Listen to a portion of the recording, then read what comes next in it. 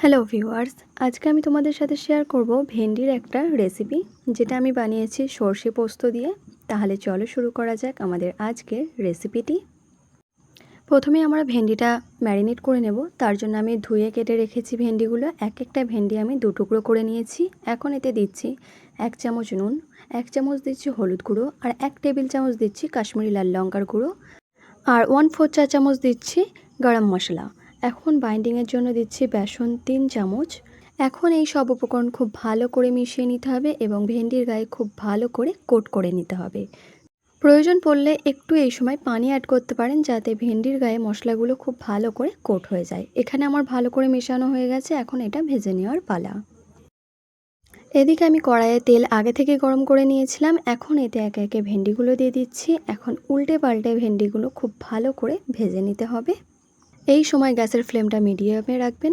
এদিকে যতক্ষণ ভেন্ডিগুলো ভাজা হচ্ছে, আমি ততক্ষণ একটা মশলার পেস্ট বানিয়ে নিচ্ছি। এদিকে আমি একটা বাটিতে দিচ্ছি 2 চামচ সর্ষে, এখানে আমি কালো সর্ষে ব্যবহার করেছি, আর 1 টেবিল চামচ দিচ্ছি পোস্ত, আর 4-5টা কাজু দিয়েছি। এখন এই 3টে উপকরণ পেস্ট করে নিতে হবে। এদিকে ভেন্ডিগুলো খুব ভালো করে ভাজা হয়ে গেছে। এখন এই ভেন্ডিগুলো তুলে নিচ্ছি একটা প্লেটের মধ্যে। ভেন্ডিগুলো এখানে বেশি কড়া করে ভাজার দরকার নেই, হালকা করে ভেজে নিলেই হবে। এখানে ভেন্ডিগুলো এখনও রেডি। যেই তেলেতে আমি ভেন্ডিগুলো ভেজেছিলাম সেই তেলটাই আমি ব্যবহার করব।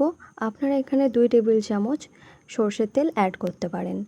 এখানে আমি দিচ্ছি কালো জিরে 1/4 চা চামচ, দুটো দিচ্ছি কাঁচা লঙ্কা, 1 টেবিল চামচ দিচ্ছি কাশ্মীরি লাল লঙ্কার গুঁড়ো, আর 1 চামচ দিচ্ছি হলুদ। তেলেতে এইভাবে হলুদ আর লঙ্কার গুঁড়ো দিলে কালারটা খুব সুন্দর আসে। এখন এটা একবার ভালো করে মিশিয়ে নিয়েছি। এরপর আমি সর্ষে পোস্ত বাটাটা দিয়ে দিচ্ছি।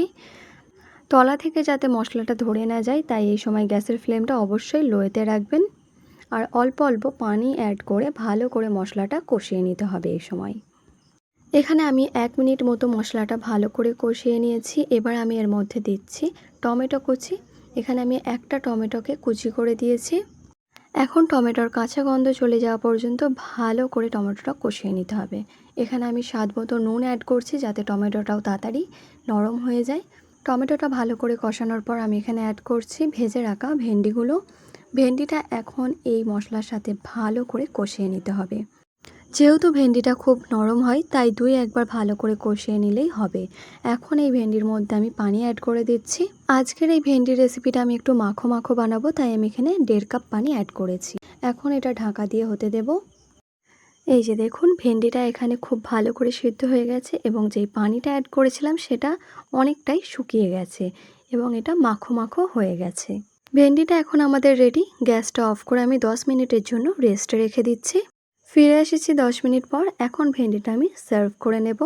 তাহলে দেখলেন তো কত ঝটপট তৈরি হয়ে গেল আমাদের আজকের নিরামিষ ভেন্ডির রেসিপিটি।